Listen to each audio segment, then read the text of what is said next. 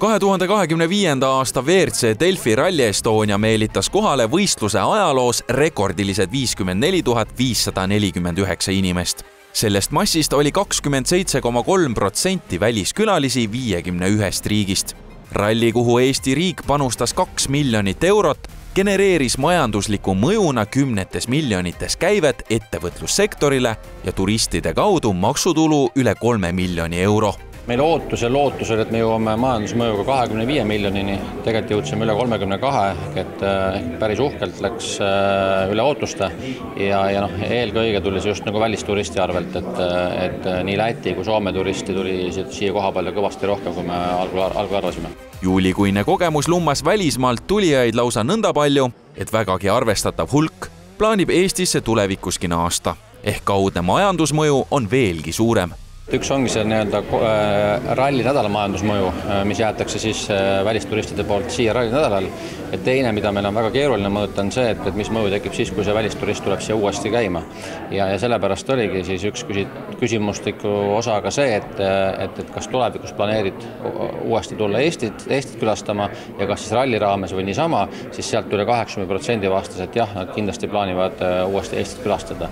2026. aasta üritusel on nimi sponsoriks 3. aastat järjest Delfi. Delfi ning Eesti Päevalehe peatoimetaja Urmo Soonvaldi hinnangul kannustab tema organisatsiooni õlga alla panema korraldajate ja fännide raugematu kirg autospordi vastu. Me tahame kindlasti aidata Eestit Rally Estoniat teha suuremaks. Mitte sa ei kuule ainult Eestisse või Eestisse ja Lätisse või Eestisse, Lätisse, Soome. See on nagu maailma tasemel üritus ja kindlasti on meie soov aidata Eestis üksikuid üritusi maailma. Poolehoidjatele avaldati täna ka 2 olulist ning huvitavat fakti. Rally Estonia piletid tulevad müüki 7. oktoobril kell 10.00 ja üks Eesti rallitalent saab suvel eluvõimaluse. Hea uudis on see, et 26. aasta Delfi Rally Estonial promootori abiga me saame näha ühte noort eestlast Rally 1 autoroolis. It's a program that we started last year with Martin Sesks. We ran him in 3 events last year, but the most important and the pivotal part of that program was having a young Latvian competing in a Rally 1 car in the top class at their home event. Konkreetset nime välja ei ole öeldud, kuid võib oletada, et Rally 1 masinasse pretendeerivad nimed nagu näiteks Robert Virves, Romet Jürgenson või Georg Linnamäe. Otsuse tegemisel arvestatakse muu hulgas sõiduoskust, tehnilist taipu, meediaga suhtlemist, persooni ja nii edasi.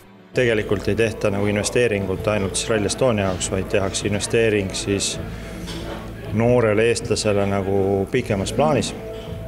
Sest see teadmine uskumine on olemas, et siit piirkonnast häid tippsõitjad nagu maailma on tulnud ja meie kui keegi ei tea, et kaua Ott ja Martin jaksavad ja õnneks tuleb siis altpoolt täna noori peale.